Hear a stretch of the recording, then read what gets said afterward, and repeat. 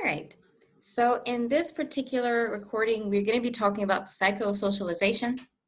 So some things before I get started. The due date for this lecture reflection is on Friday at 5 p.m. The discussion questions for the next lecture, that is going to be due that same day, but at 2 p.m. Something that you need to have handy for this particular lecture, and I'll put it up here as well. This is a social group membership profile.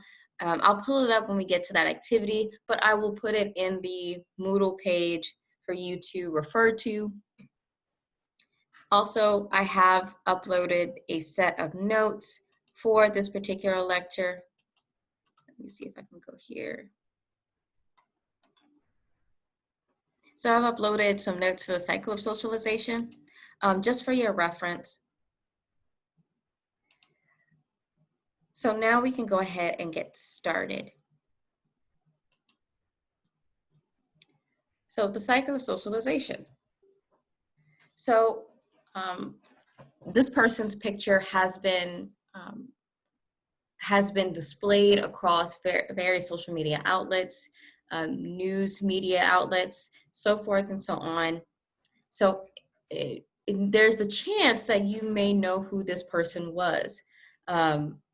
If not, this person was George Floyd, and he was a victim of police brutality, where what I believe, allegedly, he had a counterfeit $20 bill, and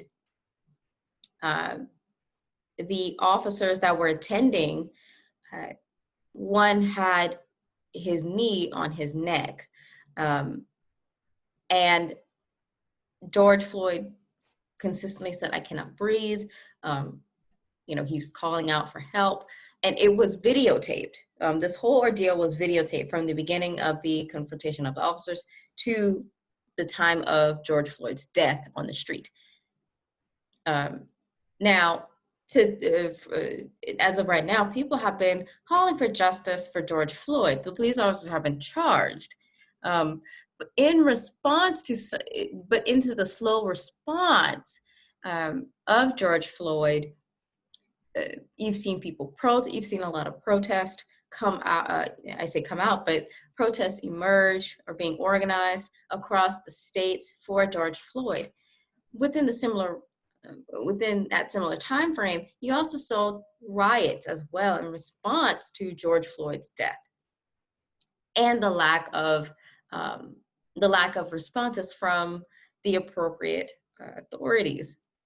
Now, some people believe that this may just be if you're born within this age, you believe that this is like the first time something like this filmed is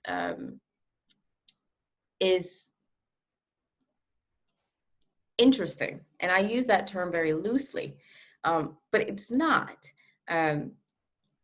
This is not the first time that this has happened, where police brutality was videotaped, where there was excessive force used, and the response was that of riots. So if you're born a little bit old, if you were born in an earlier time, within the early 90s, early 80s, this person may seem familiar to you. For those of you that don't know, this person is Rodney King. Rodney King is a survivor of police brutality, and in his case, his brutalization was filmed on camera. Now, there was a trial, and the officers were acquitted.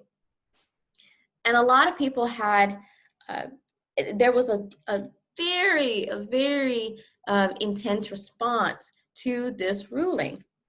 In a sense, what people considered the LA riots. So I have up here video links for you to get familiar with, with the case of Rodney King and as far as the LA riots. But something to make note when Rodney King, when Rodney King made this particular, when he saw the response when he saw the response to his case, his response was, why can't we all just get along? And this particular, the answer should be simple, but it's not, unfortunately. You know, when we study oppression, the phenomena of it, people start to recognize that that we're different, in various ways, much like with gender, with race, ethnicity, skin tone, first language, and other different identities. With with the particular oppressions, and even when they intersect, there are ways in which these particular systems impact the way in which we can move within the system. So before we start talking about psychosocialization, we have to talk about why it's not. We're going to talk about why it's not simple to just get along. But first, we're going to talk about how this process begins. So up here, I have socialization, and I have a YouTube link. This is basically a very big summary of what socialization is. So I encourage you to watch that video. So when we think about socialization, it's a process where these norms and these ideologies are exposed,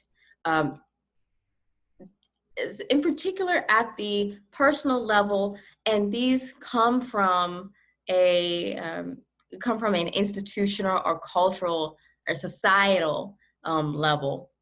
And the personal level and interpersonal levels reinforce these societal and cultural levels as well. And the cultural levels reinforce these lower levels as well.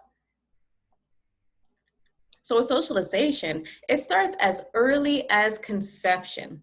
So when we think about, for example, gender reveal parties,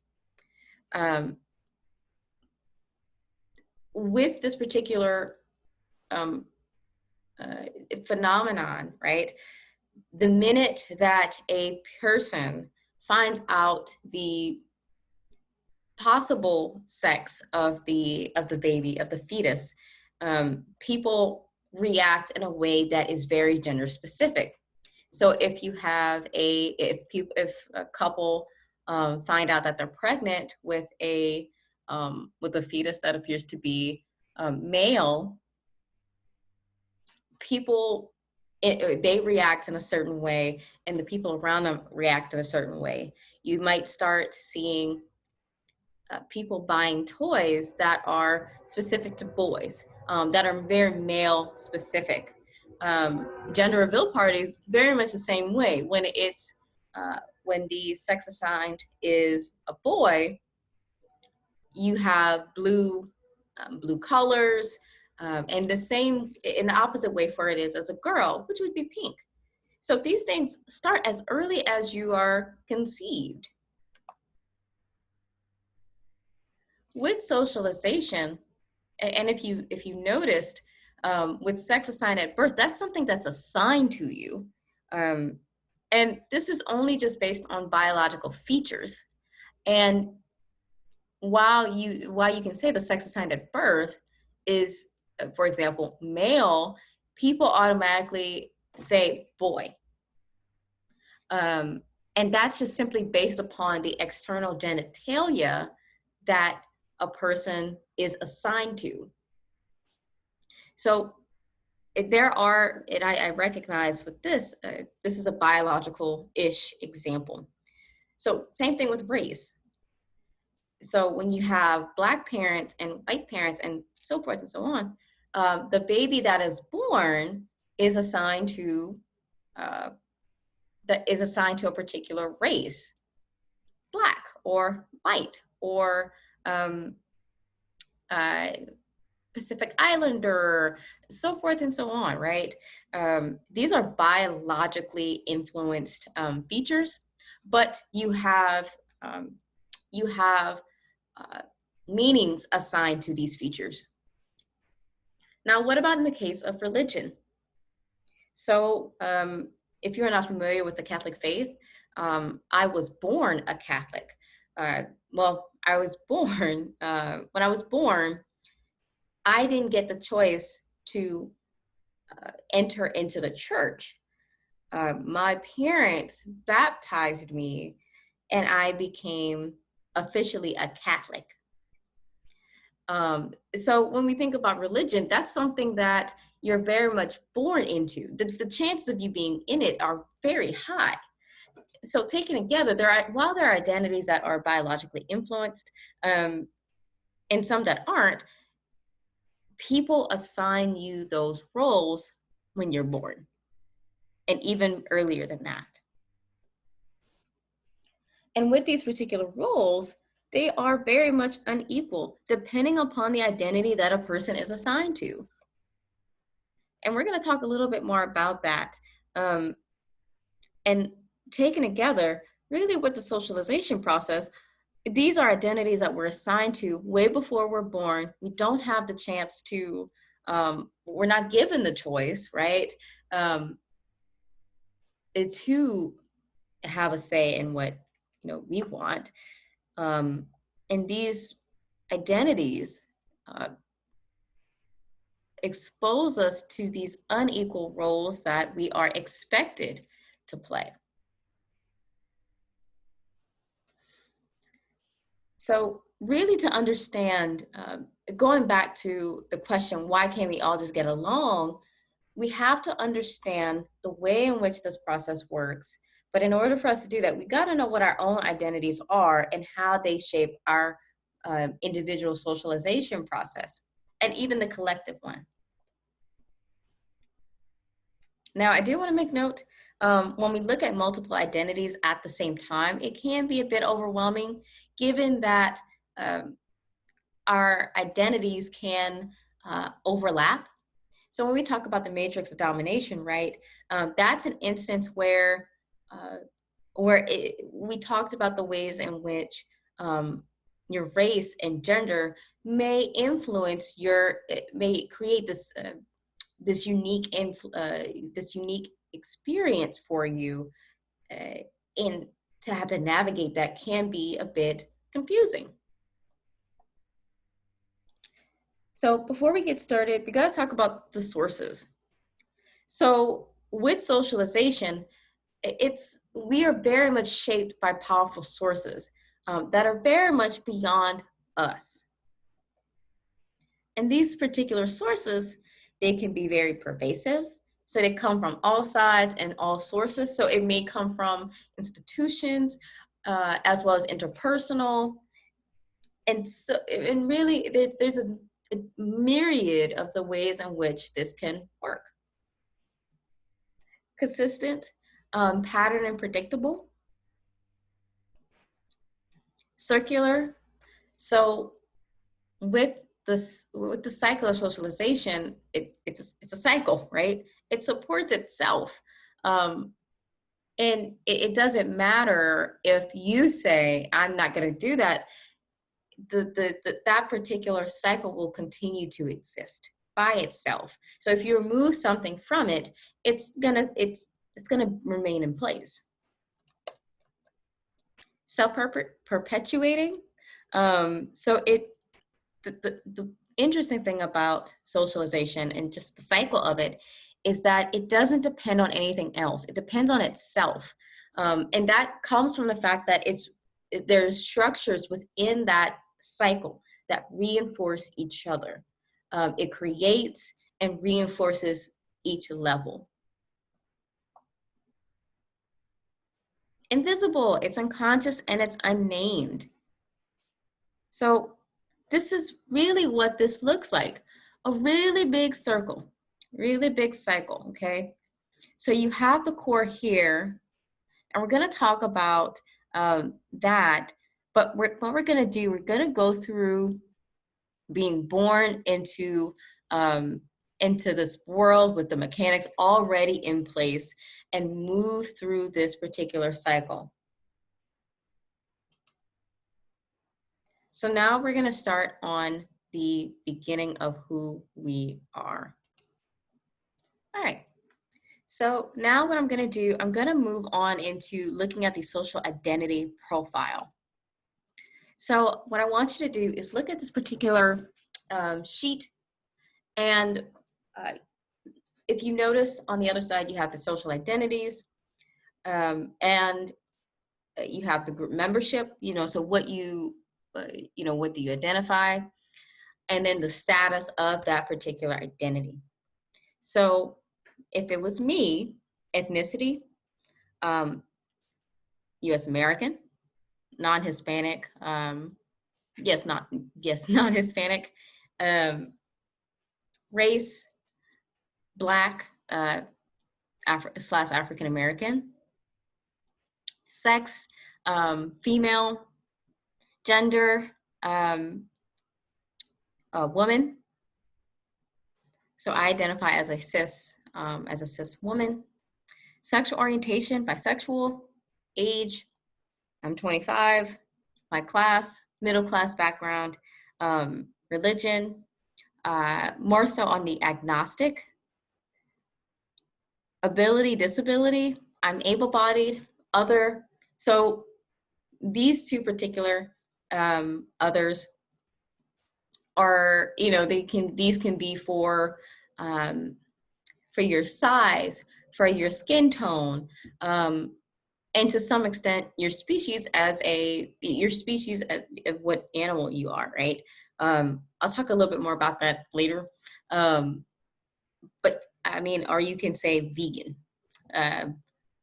So taken together, you're gonna list your social group membership. So, and then you're gonna look at your status, okay?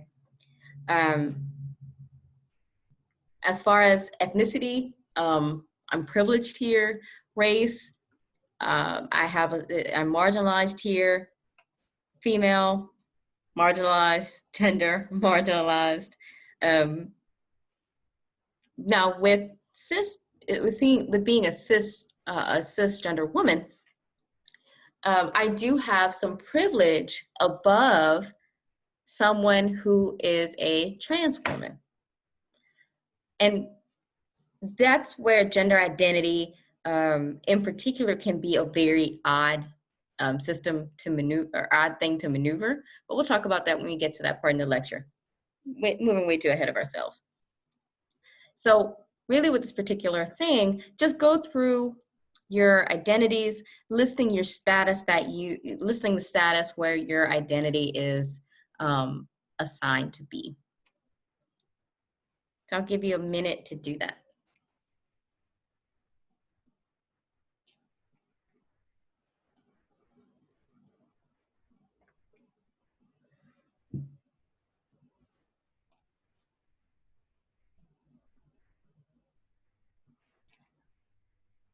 All right.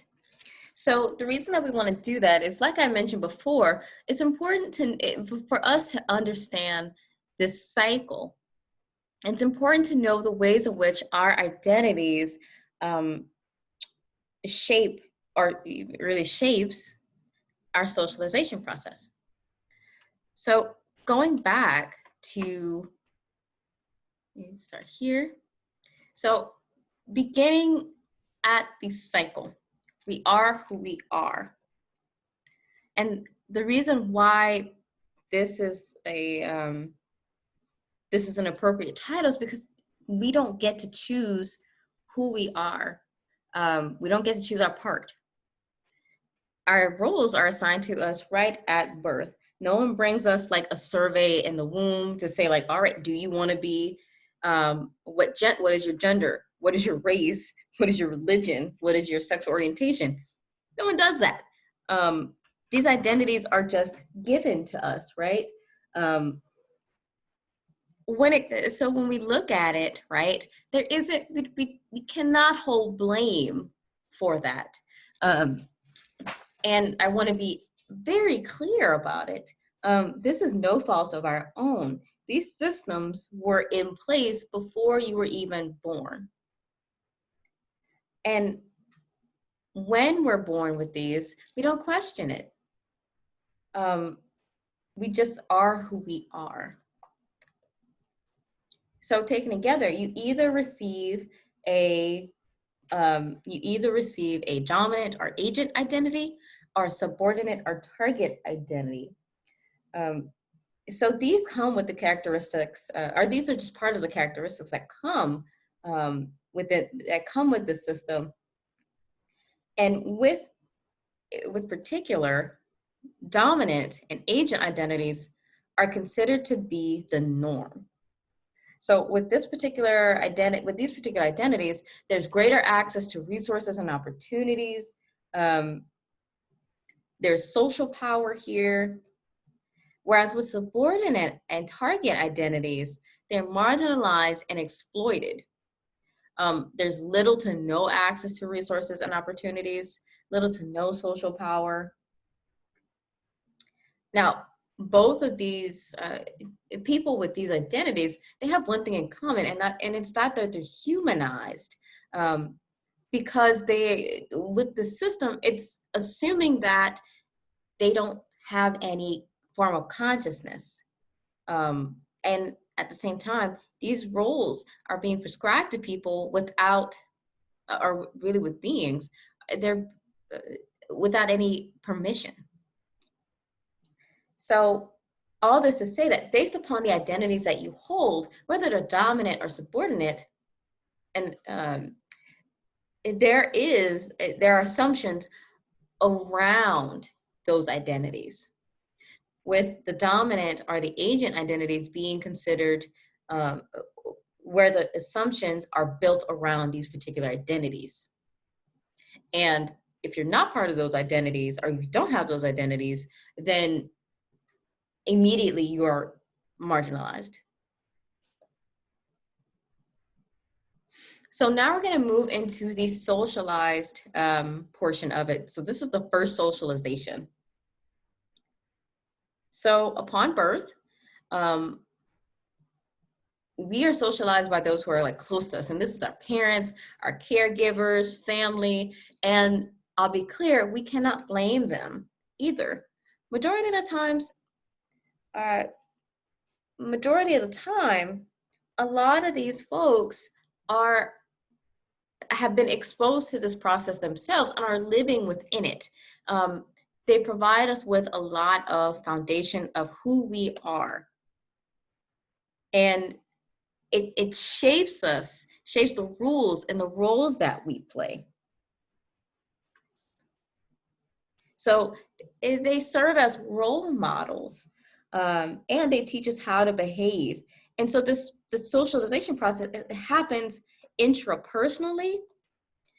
So we're questioning, how we think about ourselves, and interpersonally, how we relate to others.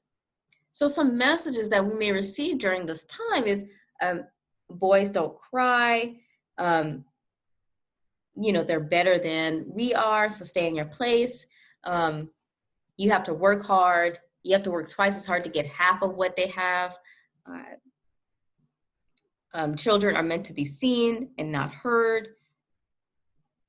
Don't kiss other girls, or don't kiss other boys. You're supposed to like girls, or you're supposed to like boys. You're supposed to like boys. You're supposed to like girls. So there are a lot of messages that come in during this particular process. And if you think about it as a child, when you're growing up, you don't get to question these things, or you don't question them because you're a child. These are things that you're just brought up with. And there's also the recognition that there is a lack of social power as a child. And even growing up into being an adolescent, when you become a little bit more conscious, when there's questioning, immediately it's shot down. For example, if a adolescent is questioning their faith, they're questioning their Christian faith, immediately you have the parents, if they're strongly religious, to say, you don't question God, you don't question it, you just move with it. So something to keep in mind is that as a child, you lack that social power at the same time.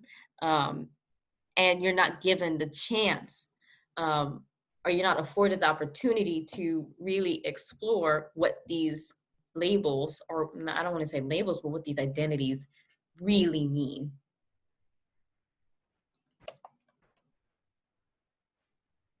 So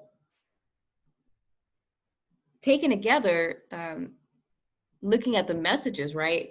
What were some of the messages that you received about, you received growing up about people with different identities?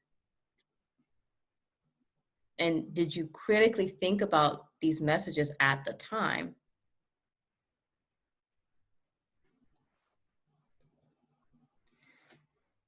So with that, once again, there isn't blame assigned here either. And the reason being is that, parenting and raising children doesn't come with a handbook. And the people that are raising us, and this doesn't have to be your biological parents either, the people that raise you, um, they're doing the best that they can, and they have their own backgrounds to draw from. And this has been impacted by um, their socialization process. So it impacts the way in which they move and how they parent or how they raise you. And some may not have critically thought about, what they're teaching us and so forth and so on. Now, there are some parents or some caregivers who are very much conscious of the messages that they received and these assumptions, and they may consciously endorse them. And this is not to say that this is only for working in the side of oppression, right? Um, it can. So, for example, a consciously racist parent knows that they're racist and endorse it. Now, this is very similar in the way in which you have a very consciously, for consciously feminist or vegan parent, and they pass these beliefs to their children as well. The point being is that with our parents, especially if they're consciously knowing what they're doing, you get certain messages. So it really can go either way. So with that, parents can either consciously or unconsciously passed on stereotypical or unstereotypical roles to their children or beliefs to their children. So I do have another activity. So what I want you to do is to pick one of your social identities and write down 10 examples of what you've learned about being that identity. So first, what I want you to do is pick a marginalized identity and take 2 minutes to write down 10 examples of what you learned about being that identity.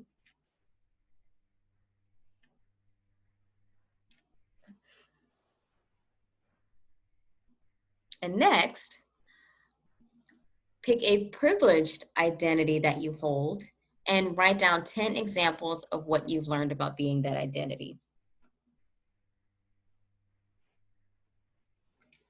I'll give you 2.5 minutes.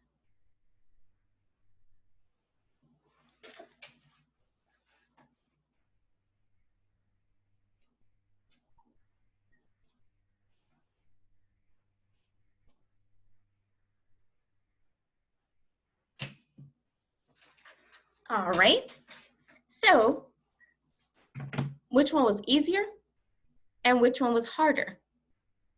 A lot of times when I've done this activity with students report doing their marginalized identity as being easier to provide these examples for. But when it comes to their privileged identities, it's a bit harder. And when we think about that, when we go into privilege, that's the privilege, right? Is that's a privilege, is being able to not really think about what people have said about privileged identities, or you don't have to. It's with this particular way to check like your assertions. Uh, you can check the accuracy of them by knowing your identities. So, when we consider doing activities that, assigning roles or thinking about our roles with marginalized identities, it tends to be a bit easier. You've thought more about it. But with privileged identities, there's not, it becomes harder to critically think about those identities. So now we're going to move on into the institutional and cultural socialization. So here, this is basically where these messages that we received at the beginning are reinforced, and we get these messages from these higher institutions, so churches, schools, TVs, legal systems, mental health, medicine, and business. Cultural, like the practices, song lyrics, media, patterns of thought. We're going to talk about all of that. All right. So before we get started talking about this particular socialization piece, how do you define an institution? And how do you define culture? So the chances that our definitions of institution and cultures, they're going to be different, but they're going to hit at some very important parts. They're going to contain some similarities. And one of them is being, what I found with most folks, it's that it's higher, I don't want to say hierarchical, but this is where the messages and assumptions come from. So once we start attending school, or you're going to a place of worship, or you're visiting medical facilities, you're playing on a sports team, or really you're learning about laws and the legal system, or you're going to a business, the sources of socialization rapidly multiply based upon how much contact we have with each of these institutions. So most of the messages like we've received about how to be, like who to look up to, who to look down on, what rules to follow, what to believe, what to think, it's gonna be either reinforced or it's gonna contradict what you've learned with your first socialization process. Within schools, we might learn that girls should not be interested in like woodworking classes, that only white students go for the tennis team, and that, for another example, most of the kids who drop out from school might be from quote unquote the South Side, and that jocks don't have to do the same work as nerds to pass. The point is we learn who gets preferential treatment and who gets picked on. We're exposed to these rules, these roles and assumptions, and these are not fair and they're not fair. And these rules, right, we may not notice them. We may not notice that they're not fair if we are part of that privileged group. And to some extent, if you're marginalized, you recognize how unfair it can be to some extent. Now, remember, you're still growing up. You're an adolescent. You might be a child, adolescent, or preteen. So you get consistent messages and very similar messages based upon the structure that you're in, or the institution and culture that you're in. And it's important to note that um, uh, these have some implications for career choices a lot later. So what we have seen when it comes to young girls, we may learn in school, or we may see it in uh, STEM fields, so science, technology, engineering, mathematics, and medicine. We may see it where we may see that girls aren't supposed, quote unquote, supposed to be in those settings. Girls may learn that, they may aspire to be a medical doctor, and someone, you may learn that, or a teacher may say, "Oh, that sounds a bit hard. Have you thought about being a secretary?" And when we start thinking about that, even further, we don't give girls opportunities to even develop an interest in STEM. Um, what you see, especially with boys, when boys express interest in science or in some form of masculine, quote unquote, um, job or field, they're encouraged to continue. But as soon as girls do it, it's girls immediately receive messages on why they should not be doing that. And this isn't just for gender. This is also for this goes for racial identities, sexual orientation identities. So just for example, gay and lesbian, quote unquote, gay and lesbian people um, are deficient. Something's wrong with them. And you may you may hear that message within places of worship, or previously it was definitely within psychology with, with an older system. And people who are gay and who are lesbian and bisexual, they may receive uh, microaggressions in regards to their identities by a mental health professional.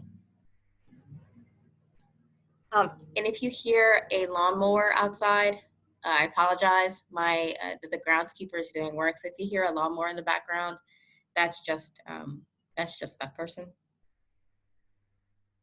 So taken together, we're like flooded in with these messages. Now, a big part of it is media as well. Media plays a very big role in cultural socialization. And so media, that's the internet, that's TV, radio, magazines, newspapers, right? Um, these, uh, these are built around the assumptions um, that contribute to that reinforcement of these messages and the stereotypes that we receive. Um, So, for example, what you see on news media outlets, you might see a display of stereotypical messages, and these tend to shape our thoughts, our beliefs about others, and even ourselves. And then even further, holidays and cultural practices. Um, and with that, it furthers justify the discrimination and prejudice through reinforcement of divisions amongst people. Um, for example, when you think about Christmas, right? Christmas is a predominantly, let me go back a little bit further. So when and there still is a movement now about changing the Christ and Christmas to Xmas or Happy Holidays, or it's to make it more inclusive. There were news media outlets suggesting that they want to get Christ out of Christmas and that there's a war on Christianity. And what you saw was like a great division amongst people who were Christian and people who were non-Christian about that particular, just for whether you want to say Merry Christmas or Happy Holidays. So that's just an example. And there are many, if you Google them, there are many different examples of the ways in which these titles can, or even the display of these messages, can shape what people think and what they believe.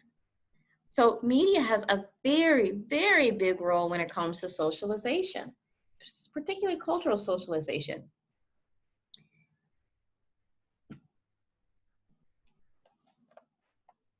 So now that we've talked about these particular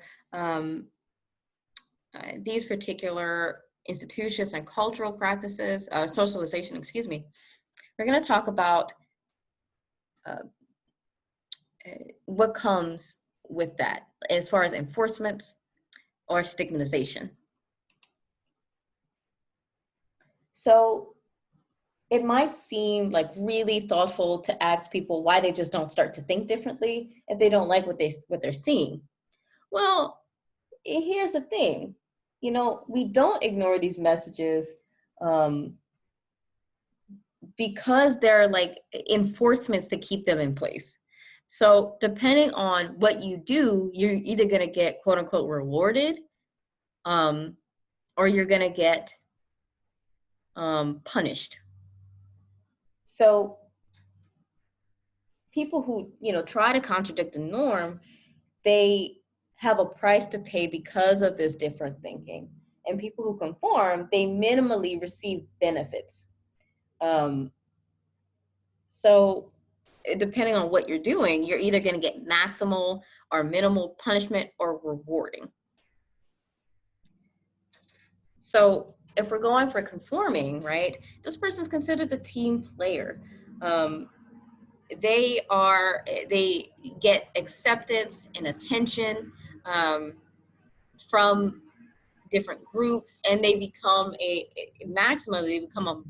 become a model member. So the point is, if you're conforming to what people, if you're conforming to the messages that you've received, you're gonna receive benefits, but that comes with some difficult emotions a little bit later. But we'll talk about that after. With the, you know, if you rebel, you're considered quote unquote a troublemaker. You're accused of being part of the problem. So, and you may be used as an example. So if you have had some people speaking out against the marginalizations of marginalized identities, and if they belong to that identity,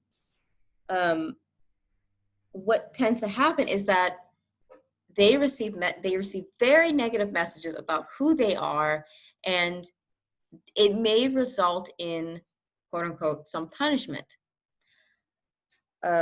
So your book talks about some examples of this, such as higher number of people who are targeted by the criminal justice system. So when we think about the greater sentencing of Black and Indigenous people of color, when we think about marijuana, right?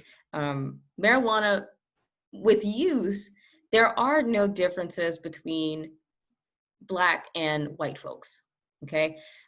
However, as far as sentencing, arrest and sentencing, Black folks are like twice as likely to get arrested for marijuana, for just having it on them, okay?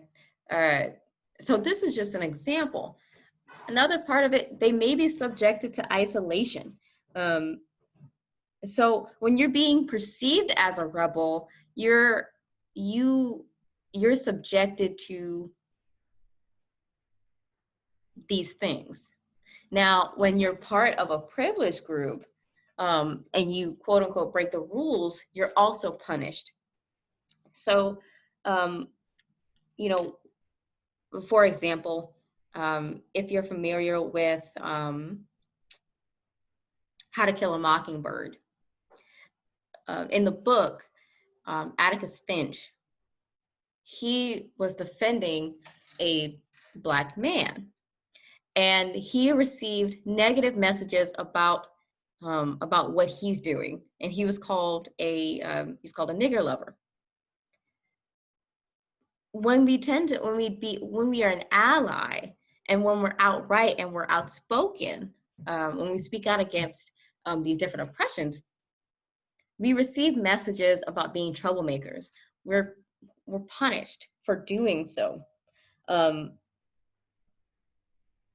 Heterosexual men, for example, when they take on primary childcare responsibilities, they might cry easy and hug their friends, male friends at that. They may be accused of being,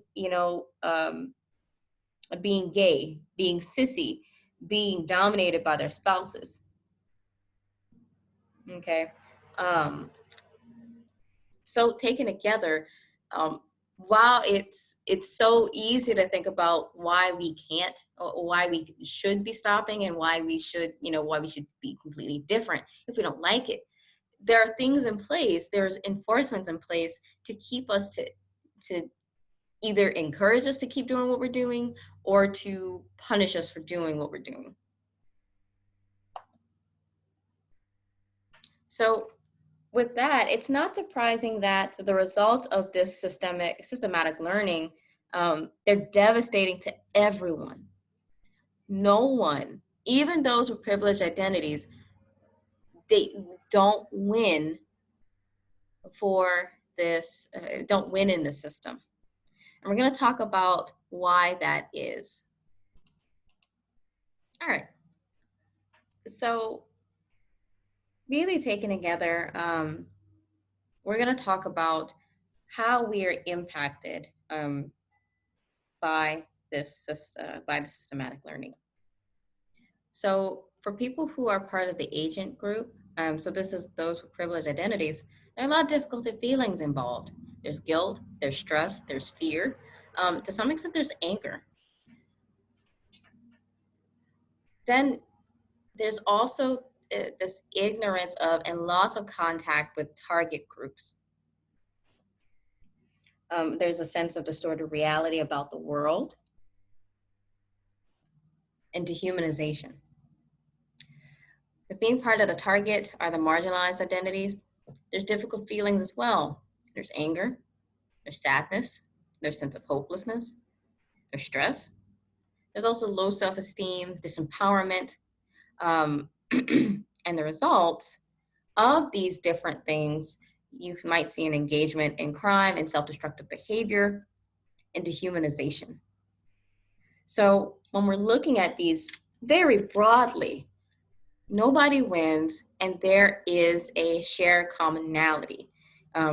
Both members of marginalized identities, they're dehumanized, and they're disconnected. So with this particular cycle, I say this particular, but this cycle, it fosters disconnection and it dehumanizes people. And with this dehumanization, it furthers us away from one another. We don't get to connect. And, when we participate in our roles, especially those with marginalized identities, we might reinforce these stereotypes and collude in our own demise. And we call this internalized oppression. We've learned to become our own oppressions from within. So when we're looking at, I guess here's to say that with having marginalized identities, there is a loss of resources, right? Little to no resources offered. Messages about your particular, negative messages about your group, dehumanizing messages. And with those who are privileged, there is a distorted reality about the world. And so all that to say is, with both groups, not even with both groups, but with everyone, we are dehumanized and we're disconnected All that to say.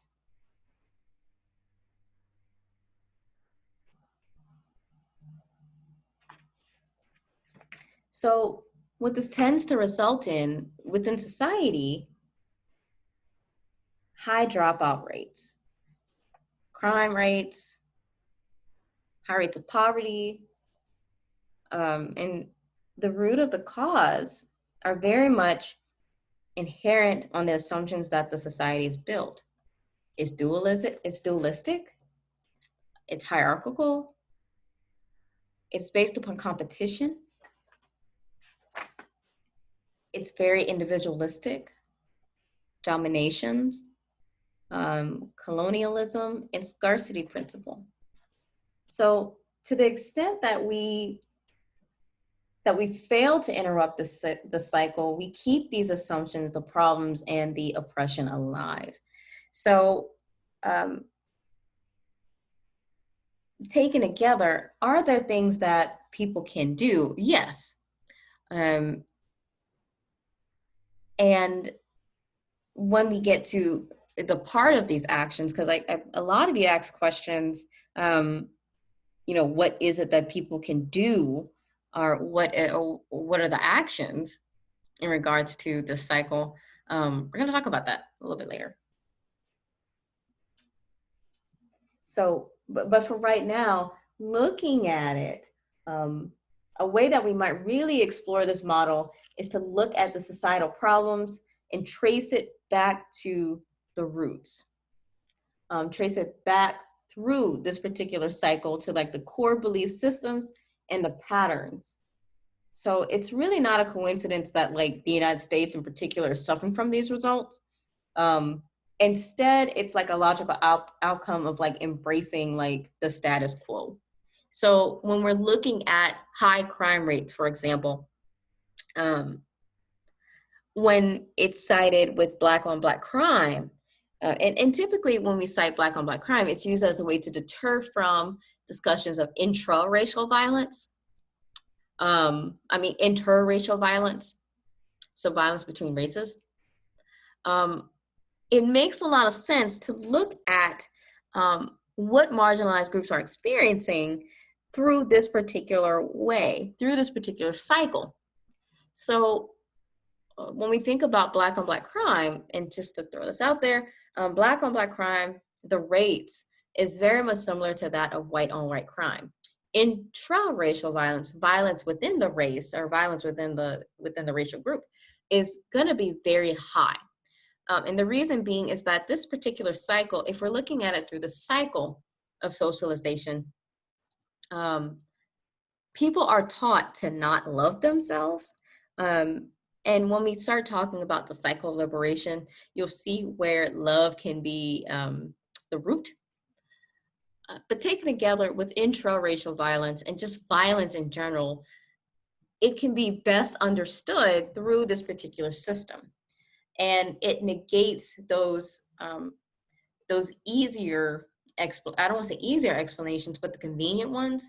So for example, with Black on Black crime, it's that Black folks just hate other Black folks and they like to blame white people for violence against them. That's a very convenient way to explain it away, just by looking through use of correlations. But that is not the only way. It's a different perspective.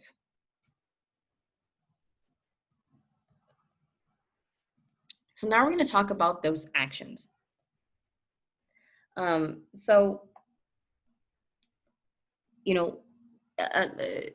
With this particular sense, we all have a decision to make. And this is where we really think about our responsibility and our choices. So we can either do nothing. And with doing nothing, that makes it easier.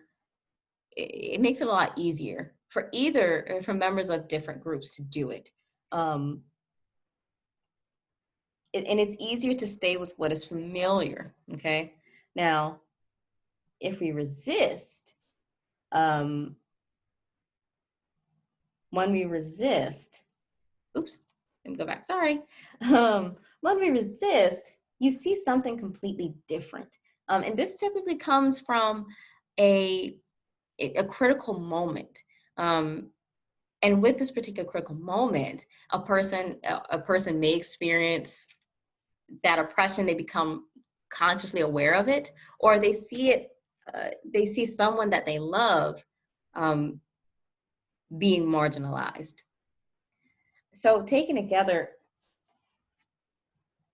if you're part of the agent or the dominant group, and you're part of the marginalized group, just doing nothing makes it a lot easier. Okay. Um, with just to add on with silence, it is consent for things to continue to go on until your discomfort becomes like larger than your comfort. Then your problem, the likelihood of staying in the cycle is very likely. Now, with those who are marginalized, in particular, people have been beaten down so much that they've just given up and resigned themselves to either survive or self-destruct. Um, so you have people with marginalized backgrounds, they find themselves in the system and they don't know, they struggle to get out of it and they can't. And so at that point, it's either survive or die. It's okay.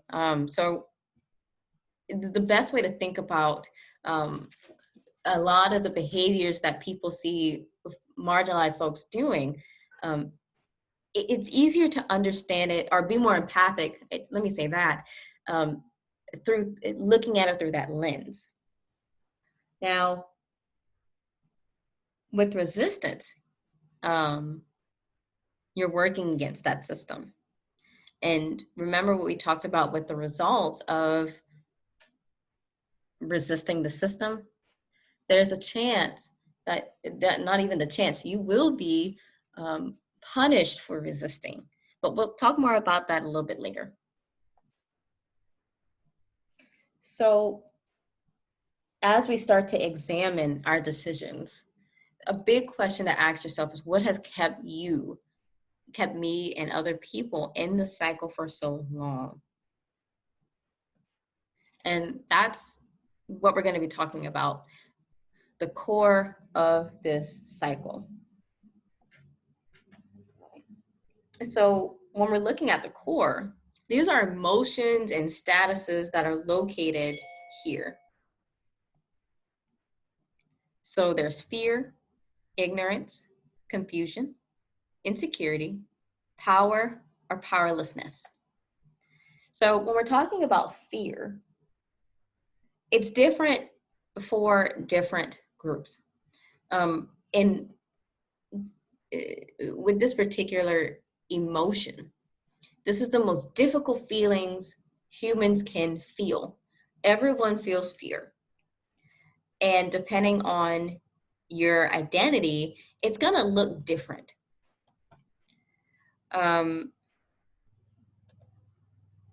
So there's the reminder that there's the punishment for resisting these structures, the possible loss of privilege, right?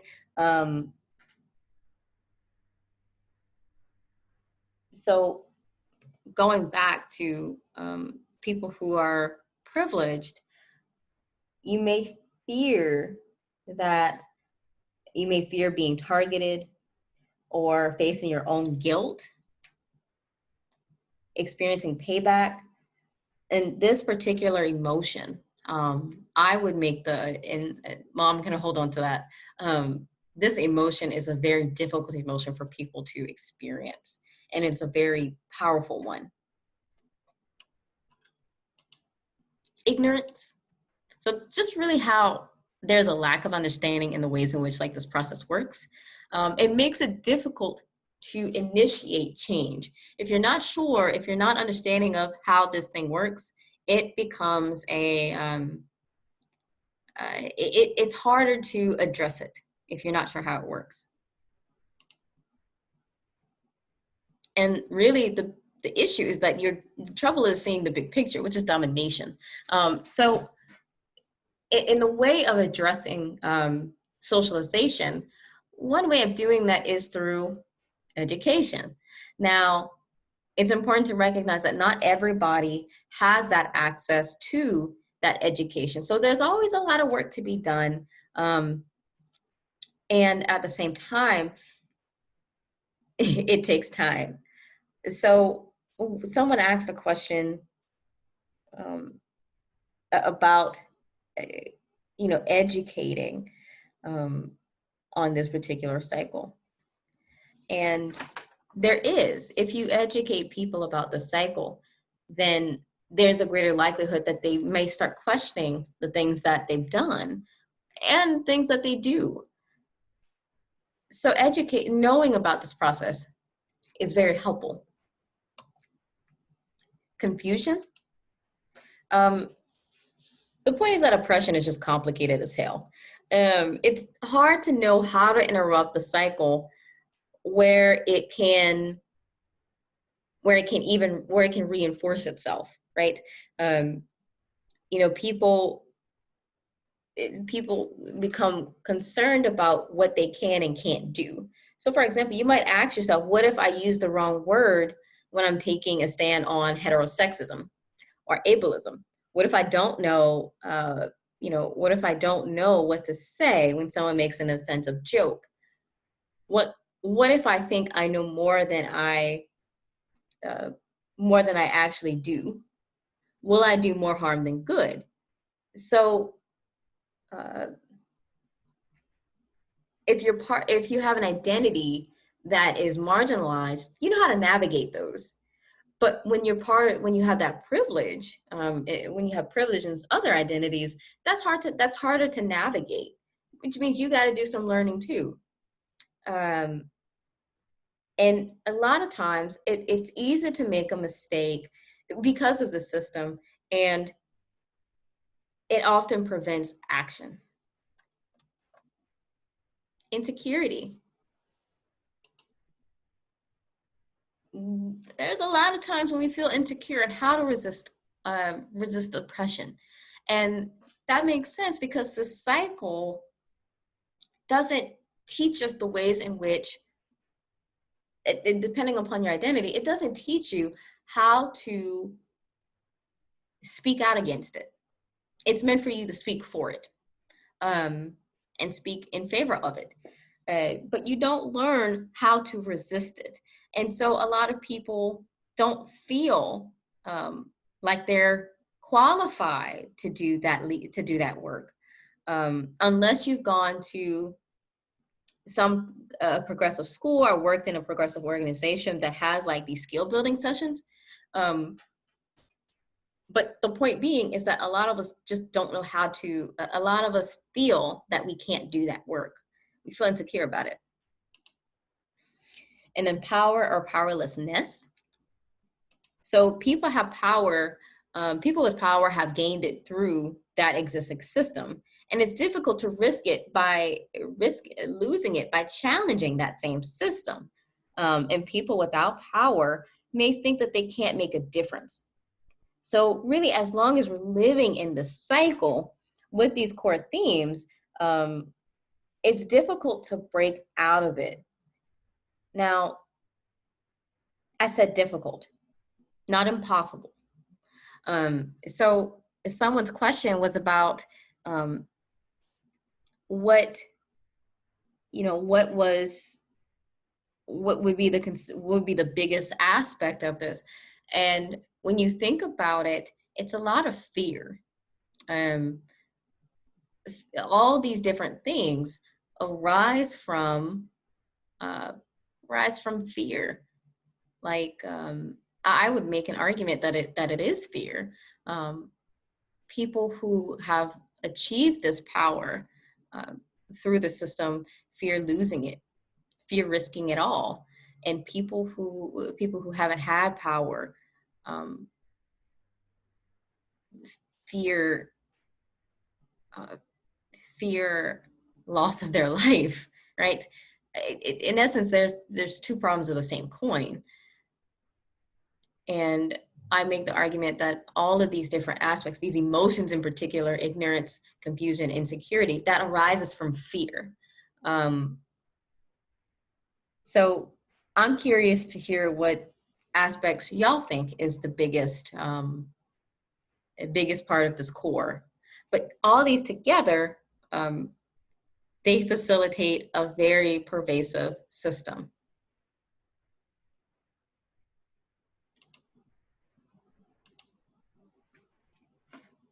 So when it comes for choosing the direction for change, um, how do people do it?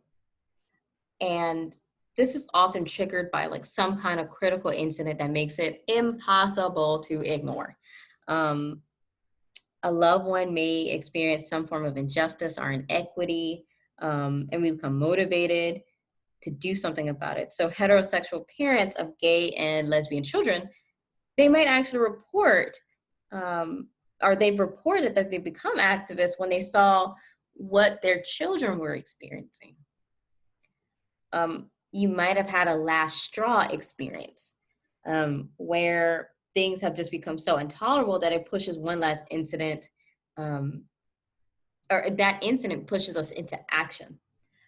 You may become you may become uncomfortable, with it, and that discomfort becomes so much stronger than your insecurity or fear, and you're compelled to do it. Like women who file sex discrimination suits after years of being overlooked, um, have reported doing this. And it might be some new awareness or consciousness that we gain. We might get a different perspective of someone with a different identity from a different identity than we hold. Or we might read a book that makes us think differently, or we get in a course, such as this one, that introduces new possibilities. You start to see the bigger picture. And especially with these movements, right? You see these movements, and they're filled with people who've made decisions to interrupt the cycle. And you're motivated to address that change as well. And something really important, something to make note of, is that when you know something, you can't unknow it. When you're presented with information, uh, it's hard to ignore that information as well. Like when you've read a book about, sexism, and you hear a very offensive joke, offensive and sexist joke, or you see or you see a sexist event in a movie, you become uncomfortable because you know. And people, if you've taken Psych 102, you possibly have learned about cognitive dissonance. And when people become uncomfortable with something that they know or they believe, and it doesn't align up with their actions, they either change their actions or change their beliefs, to become comfortable. So taken together, even with cognitive dissonance, at some point, people know what is going on, and they change themselves to fit. Now,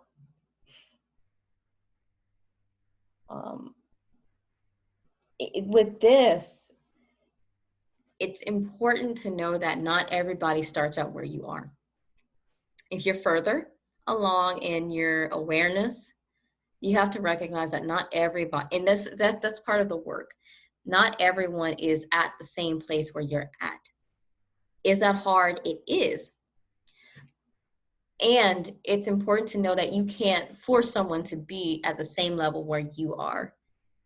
They have to get there on their own. And if they never get there, then that's something that, it's unfortunate, but you can't force people to be where you are, because then you're still engaging in that system that you're trying to fight, you're trying to resist.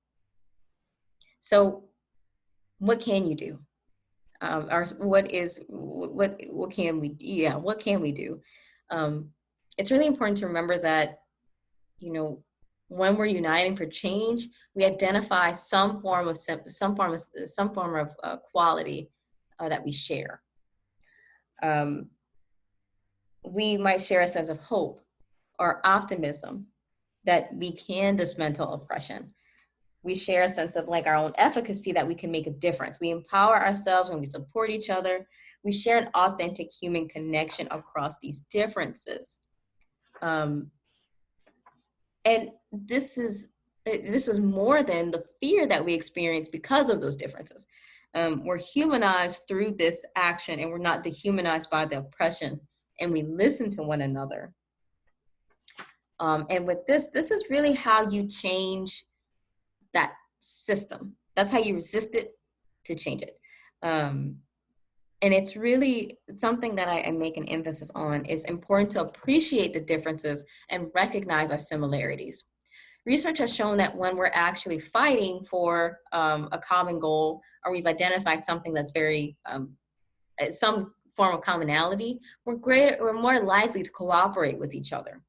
So identifying where we're similar and appreciating our differences can move us further for change.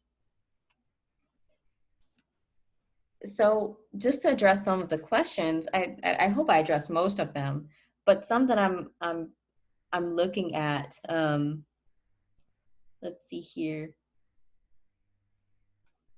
Let's see. So how would I feel that the world would be different if each class and identity was considered a certain standard? The thing about with this particular thing, haha, something to think about with the system is that the system does its best to make you compare yourself to other people and to keep you in your place. And keep groups, and let me be clear, keep groups in the place. It encourages us to compete with one another. It encourages us to stay above or below one another. So if there was a norm based upon one group, then, that's what the system is already doing. And if you're saying, well, maybe there should be a maintenance or a negotiation, and some people have said this, that's a lot better because oppression will always exist. Well, when you think about it, is that fair that you're allowing for domination of one group to another when that's what was happening before? So that's something to think about. That's something to think about with oppression. It's, do you want to continue to maintain it, or do you want to change it by saying, instead of a norm, say no norms? But taken together, this particular system creates more, it fosters us to not be connected and to not love ourselves, and to see ourselves as actors in this system.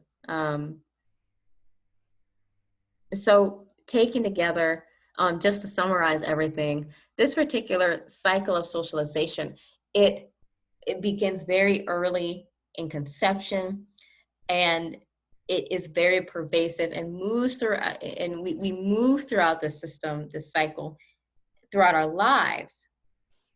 And this system is reinforced by institutional and cultural norms, and there are enforcements to keep us in place. And these enforcements make it difficult for us to do something other than nothing. Notice I said difficult, not impossible. Resisting oppression is going to be hard, and I would be lying to you if I said otherwise.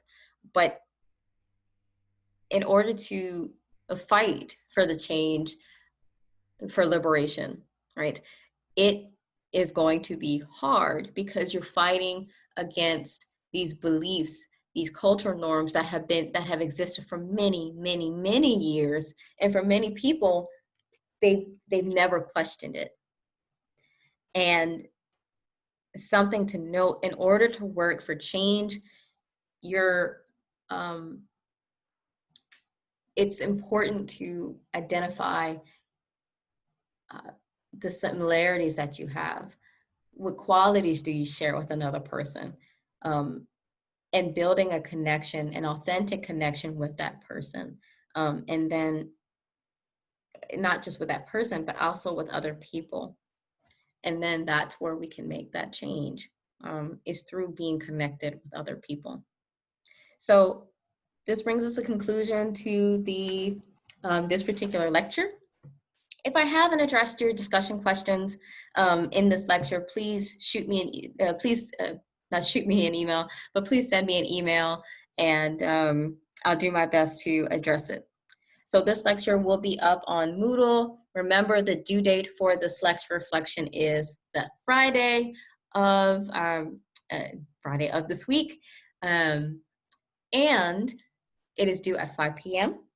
The discussion questions for the next lecture are also going to be due that same day, but at 2 p.m. All right, if you have any other questions, please feel free to contact me.